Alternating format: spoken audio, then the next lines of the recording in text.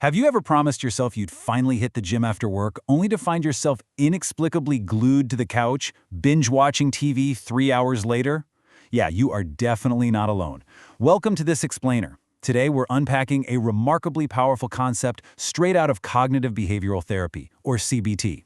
We're going to look under the hood at the underlying mechanics of human behavior so we can understand exactly why we do the things we do, and more importantly, how to finally take back control.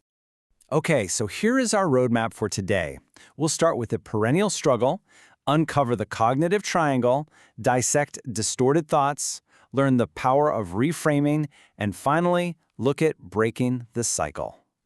Let's kick things off with Section 1, the perennial struggle, confronting our internal tension. So why do we do things we know are bad for us? We all face this perennial struggle, right? It's like this deeply ingrained psychological tug-of-war. We desperately want financial freedom, yet we find ourselves impulse shopping online at midnight.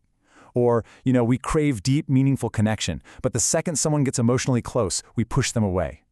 We know a big project is due Friday, but we procrastinate until Thursday night. It's this lifelong tension where we sabotage our own goals despite knowing better. It's the friction between our long-term desires and our short-term fears, between who we are right now and who we ultimately want to be. And honestly, it is a fundamental, sometimes agonizing part of the human experience. But listen, our goal here isn't to magically erase this struggle or pretend we can be perfect. No way. The goal is to deeply understand it so we can stop drowning in our own habits and finally learn how to swim. Every negative habit you have follows this exact anatomy. Let's walk through it. First, there's a trigger event. Imagine your boss sends a vague text at 4:55 p.m. that just says, "We need to talk tomorrow." Right? Second is your thought and reaction. Your heart drops, anxiety spikes, and you instantly think, "I'm definitely getting fired." Third is the resulting behavior. Instead of finishing your workday or enjoying your evening, you crash on the couch and doom scroll on your phone for 3 solid hours. Fourth, and this is the absolute linchpin of the whole cycle, is the payoff. Your brain gets a tiny, distracting hit of dopamine from scrolling, which temporarily rewards you for dodging the overwhelming anxiety of that text message.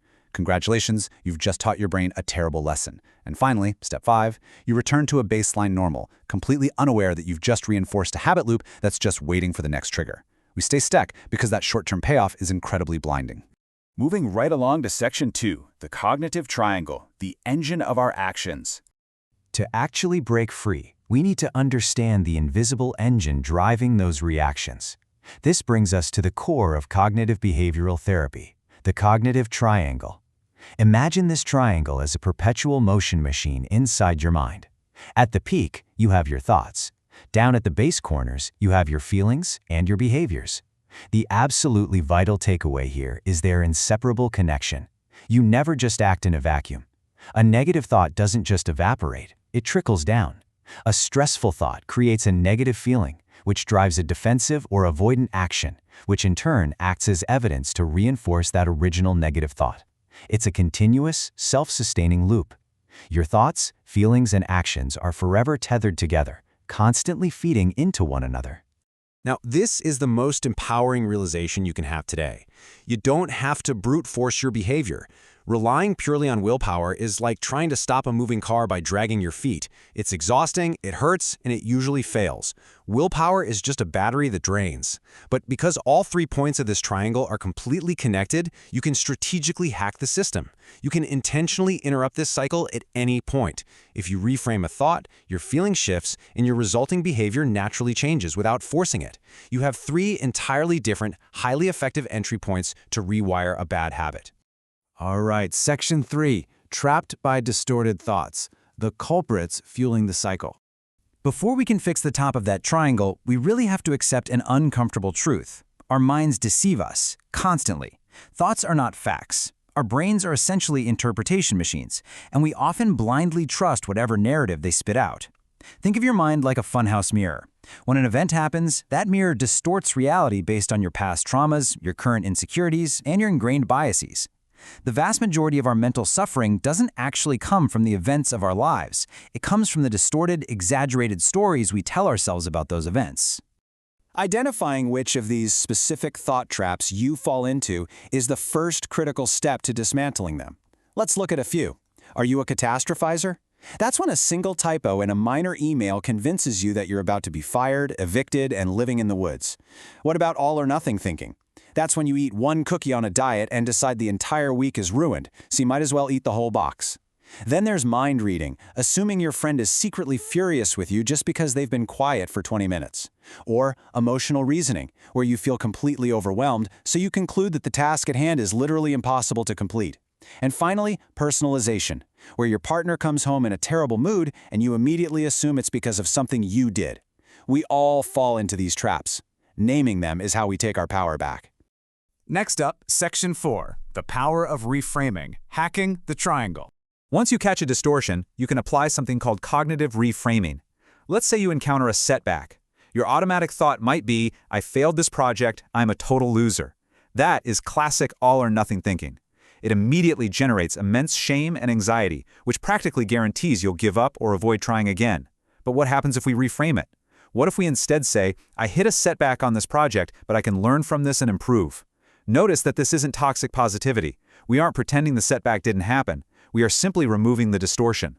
By changing the interpretation, you instantly alter the emotion from shame to determination, and that completely redirects your next action. The ABC model is a concrete blueprint for putting your thoughts on trial. Let's run a highly relatable scenario. Step 1. The activating event. You text a friend a long, thoughtful message, and they reply with a single letter, K. Ouch, right? Step 2. Your belief. Your funhouse mirror kicks in, and you automatically think, they're annoyed with me, I'm so annoying. Step 3. The consequence. You feel rejected, your chest tightens, and you coldly ghost them for the rest of the week. But here is where you intervene with Step 4. Dispute. You act as a lawyer against your own brain. Is this belief definitely true? Could there be another explanation? Are they driving? Are they at work? Step 5 is the effect. You realize they are probably just busy, your heart rate settles, and you carry on with your day normally. You disputed the distortion and short-circuited the entire negative cycle. And that brings us to Section 5, Breaking the Cycle, Actionable Tools for Daily Life. If you want to hack the feeling corner of your triangle, consider the mood meter as your internal GPS. It plots your energy level against how pleasant your emotion is. If you're buzzing with unpleasant, high energy, you're in the red zone, experiencing anger, fear, or intense stress. Low energy and unpleasant puts you in the blue zone of sadness. High energy and pleasant is the yellow zone of joy, and low energy, pleasant, is the green zone of calm.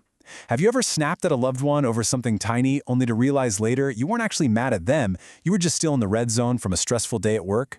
Before you act out a bad habit, locate yourself on this grid. Simply saying out loud, I'm in the red zone right now, gives you the vital mental distance you need to intentionally respond rather than blindly react. Now, what happens when an intense emotion completely floods your system? You need a structured way to step onto solid ground, which is exactly what the RULER method provides. Let's say you receive critical feedback at work. First, recognize the physical cue. Your heart is racing and your face is hot. Next, understand the trigger. It's not just the feedback, it's a deep fear of incompetence. Then, label the emotion precisely. Don't just say, I feel bad. Say, I feel defensive and embarrassed.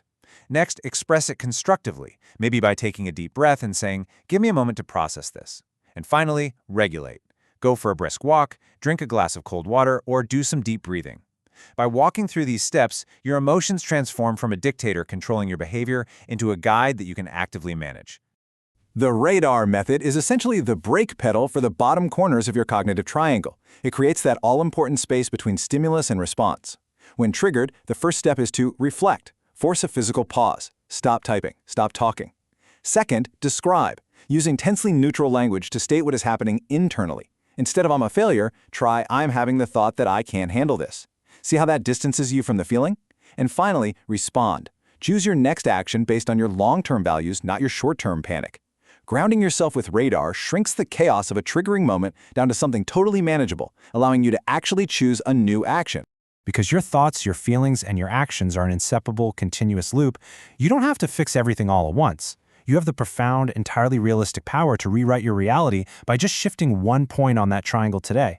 So the next time you feel stuck in a negative loop, ask yourself, will you act like a lawyer and dispute a distorted thought? Will you use your internal GPS to regulate a red zone emotion? Or will you choose to pause and take a different action?